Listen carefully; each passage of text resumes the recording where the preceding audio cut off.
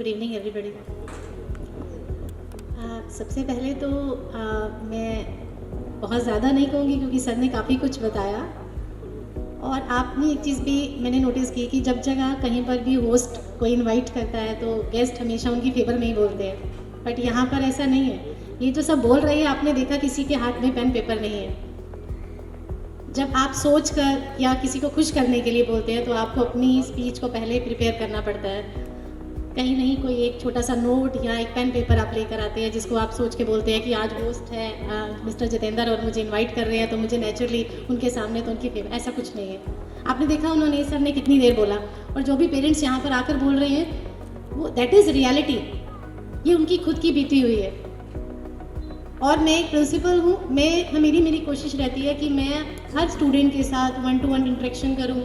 हर student का मेरे को पता हो या जो भी मेरे ऑफिस में आए उसकी पूरी मैं उसकी काउंसलिंग कर सकूं, बट फिर भी पॉसिबल नहीं हो पाता। कुछ प्रोफेशनल है हम लोग, कुछ टाइम की कमी होने की वजह से, मगर ये क्वालिटी मैंने जितेंद्र सर में एक्चुअली देखी है। जेनेसिस के हर बच्चे के बारे में इन्हें पता होता है, और कभी भी आज तक मैं 3-4 साल जेनेसिस में मेरी बेटी आती रही, और मैं भी बहुत परेशान करने वाले पेरेंट्स में से हूँ कि थोड़ी सी बात होती थी तो मैं उन्हें कहती थी कि जितेंद्र सर प्लीज़ आप देख लीजिएगा,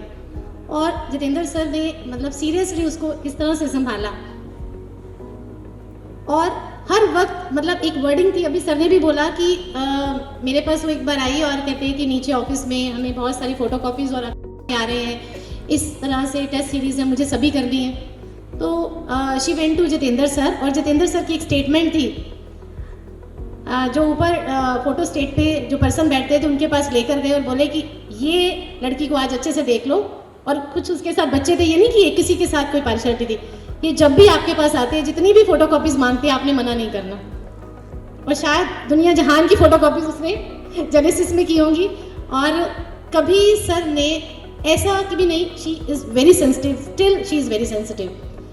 और इतने हंस के और इतने अच्छे से उन्हें अटेंड करते थे। लास्ट मोमेंट पर भी उसे लगा कि जब मेरा नहीं होगा तो शायद लाइफ में मैं कुछ भी नहीं कर पाऊंगी। ऐसा नहीं कि यहाँ पर एक टीम में मोस्टली मेरे पास भी बहुत सारे कोचिंग इंस्टीट्यूशन के लिए आते हैं जो अपनी ऐड करने के लिए या फिर हमें सेमिनार करवाना है, बट मैंने जब क्लोजली ऑब्जर्व किया कि उनका जो टारगेट रहता है वो एक प्रोफेशनल टारगेट रहता है कि यहाँ से हमें स्टूडेंट मिल जाएं या हमारे पास स्टूडेंट्स हों जिसमें, मगर ऐसा कभी मैंने जेनेसिस में नहीं देखा। किसी भी स्टूडेंट की कोई भी प्रॉब्लम रहती है फीस को लेकर, कभी भी किसी के ऊपर प्रेशर इस तरह से नहीं होता कि भाई बच्चा के अंदर टैलेंट है तो जैसे सर ने कहा कि 2 स्टूडेंट मैं हर साल भेजता हूँ, एक्चुअली सर उन्हें सपोर्ट करते हैं, उसकी एबिलिटी को देखते हैं। और ये सही कह रहे हैं, इनका जो खर्चा है बहुत ज़्यादा है जो ये सारा स्पेंड करते हैं स्टूडेंट्स के ऊपर, कि कहीं ना कहीं मेरा स्टूडेंट इमोशनली भी बैलेंस रहे, वो आगे भी बढ़े और उसका मेंटल लेवल भी कहीं ग्रो करे और इमोशनली भी वो स्टेबल रहे, जो बहुत ज़रूरी है आज के टाइम में। बहुत कुछ सीखते हैं बच्चे यहाँ पर आकर, उसकी होलिस्टिक डेवलपमेंट के लिए जेनेसिस सीरियसली इसके ऊपर वर्कआउट करता है। यहाँ की पूरी टीम, इवन मैं अगर आचार्य जी से बात करूँ तो आचार्य जी भी कभी भी जब भी मेरी डॉटर परेशान होती थी तो मैं आचार्य जी को कहती थी सर प्लीज़ थोड़ा टाइम है, अगर आप बिजी शेड्यूल है। नहीं मैडम आप बताइए आपको कौन सा टाइम चाहिए, आप तब वो बात कर सकती है जब वो मूड में हो बात करने की, तो तब। So seriously,